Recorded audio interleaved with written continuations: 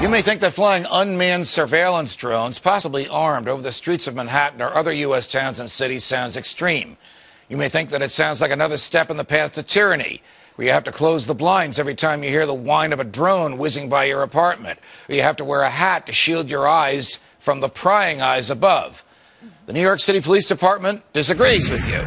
Spokesman Paul Brown says about putting drones to work in New York, quote, "We're always looking at technology. Drones aren't that exotic anymore. Brookstone sells them. Drones are no big deal, right?" Our next guest and your host profoundly disagree.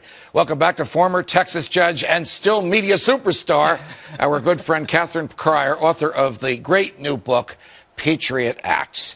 Catherine, how close is the police department of the city of New York to sending unmanned drones down the streets to watch people in their homes or on public streets and sidewalks? They're not only close, and I don't know to the extent New York City's using them, but they are being used not to protect the border, but in cities all across the United States. And not only are they surveillance vehicles, but they are militarized. In other words, they are weapons. And if you look at the manufacturers of the drones, they are lauding the fact that these are tiny little surveillance and weapon vehicles.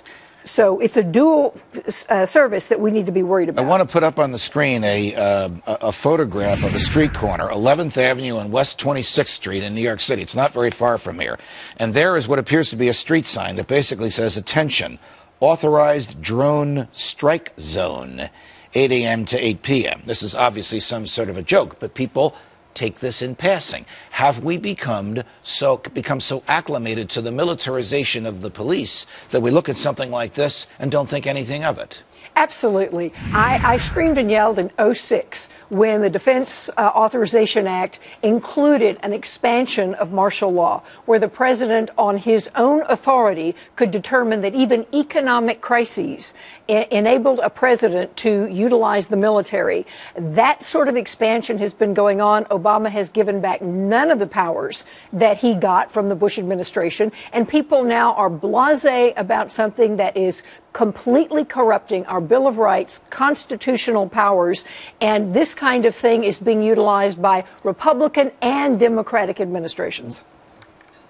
After you left the judiciary of the state of Texas, apparently the police became a little militarized. Take a look at this photo. This is not Afghanistan, and this is not Iraq. This is Johnson County, Texas. Those are local Texas sheriff's officers with their newest toy, a drone. This is not New York City. This is not a highly populated area.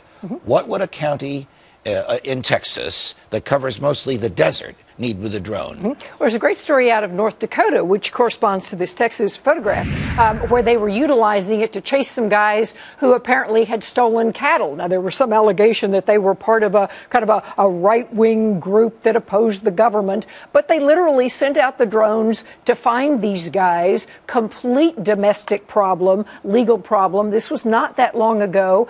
We cannot allow this. What can we do about this? Because the police are making these decisions not in response to a popular vote, but in response to public officials cheering them on, saying, "Oh, you're making us safer." Sure. But they're also destroying our freedoms. And they're also using Homeland Security money. I mean, they've got tanks, they've got bazookas. You know, they are utilizing these for complete sort of local criminal activity that they're going on, spying on things with no warrants, no authorization that may not be criminal, but become so with the tapes and with the information. Would you continue to monitor this for us and come back from time to time and keep us posted? I will scream and holler anytime you want me to. And you have a big megaphone right here.